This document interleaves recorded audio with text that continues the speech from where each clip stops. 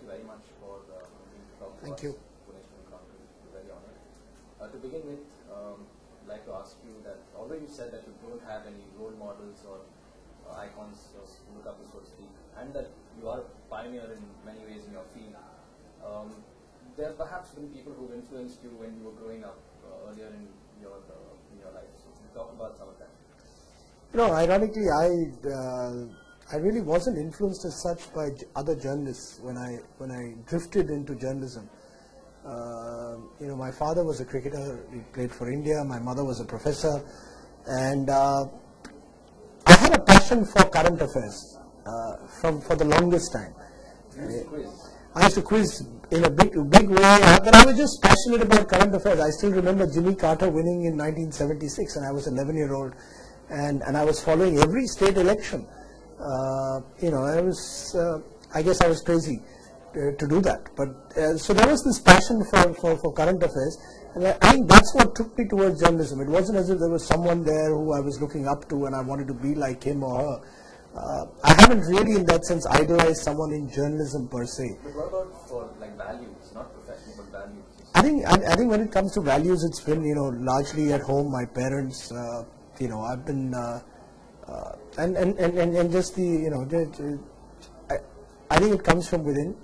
My grandfather, with whom I spent a lot of time, he was a police officer. I think it's just individuals in that sense just located. There's no one out there distant, because you'd love to say that you inculcated your values from a Mahatma Gandhi, but the fact is that you can't be Mahatma Gandhi. When people say that they've been inspired by Mandela or Gandhi, the fact is these are remarkable men. You and I are mortals, I think. And therefore it's better to just try and be true to yourself and your conscience. Okay, sir. You studied abroad at a time when a degree from America or England was considered to be better than anything in India. Do you still think that that stigma exists, that no college in India can compete with education abroad, particularly coming to journalism, like the Asian College of Journalism of Symbios is competing with Columbia or Berkeley or Oxford? No, Nikhil, I think that's completely gone out of the window. I think increasingly, if you're talented, for example, I did law. I graduated in law from Oxford. Today, the graduates I see from the National School of Law are just as good as anyone would have thrown up from an Oxford or any other institution of the time. In journalism today, if you come from an ACJ, I think you're as equipped as someone who's come from a foreign university. I think yes, foreign universities perhaps do provide a cutting edge when it comes to a holistic arts graduate degree, and in certain very high specialized areas like aeronautical engineering possibly, or certain very, very specific areas. But I think the number of quality education institutes in this country have increased over the years, so there's no reason to believe that you can't be as competitive simply because you've done an Indian degree. I believe an Indian degree is as competitive as someone who's done it in England or America. Okay, so coming to your life before television, you were a journalist with the Times of India in the early 90s. What was that like? It was great fun. As I said, I drifted into journalism. I came back in '88. I went to become a lawyer. I spent a few months in court, and maybe it was just too much of work. I originally wanted to be a cricketer and realized I wasn't good enough. So quickly slipped away. Then I wanted to be a lawyer and realized it was a lot of hard work, so I slipped away. I drifted into journalism. I used to write a lot for an afternoon paper in Bombay called The Afternoon, run by Behram Contractor, or Busy Bee, as he was known. So I enjoyed it. I knew him through my family, and he was kind enough to give me the afternoons to work, and I just loved the idea of a newspaper. And to my mind, those years in the Times of India, the thrill of a newspaper, or your byline the next morning, coming in a newspaper, even a television channel can't beat that.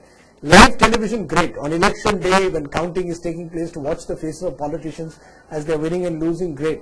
But apart from that, on a daily basis, there's something about a byline in print which is terrific. And I was fortunate that in Bombay, I had, or Mumbai as it's now called, I had a great boss in Daryl De Monte, who was the resident editor, encouraged me a lot, and Dilip Padgaonkar was our editor, who encouraged me a lot.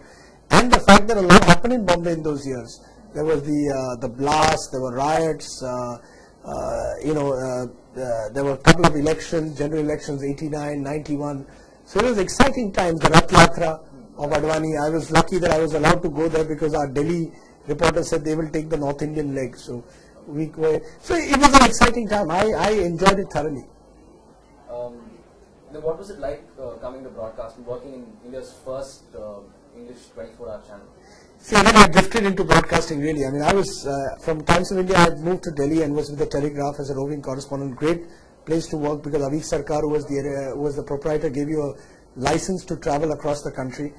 And then I just happened to meet Pranay Roy, and he said that, you know, he was planning to set one program on Doordarshan, a daily program, no question of a 24-hour news channel anywhere. Plus, I knew him from the World This Week. You know, we'd looked up to him.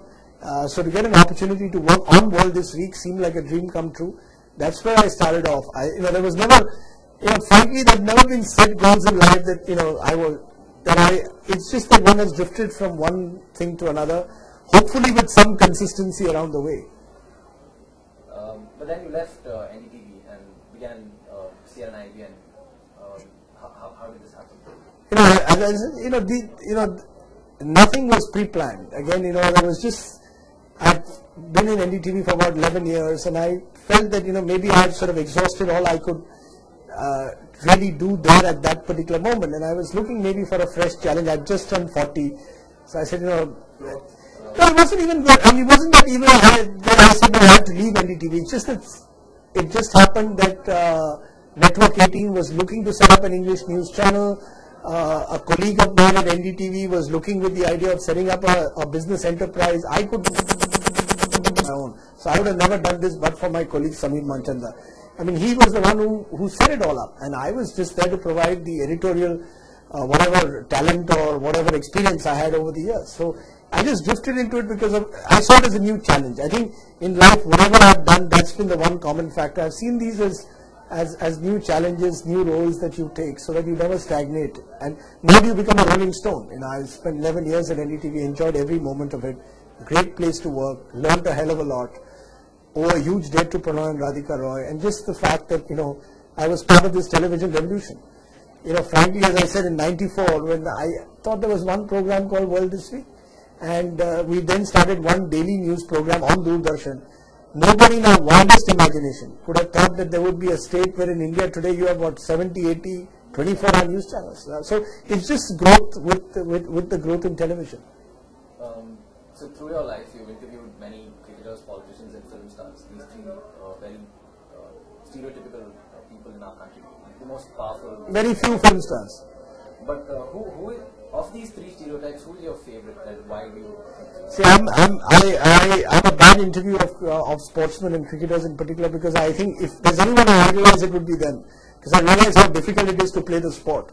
So I never ask them tough questions. Politicians much easier, and there have been great memories of that. There was interviewing Mandela at an airport in South Africa in '91 when apartheid was still there, and he was just about to he had just started his post-apartheid South Africa.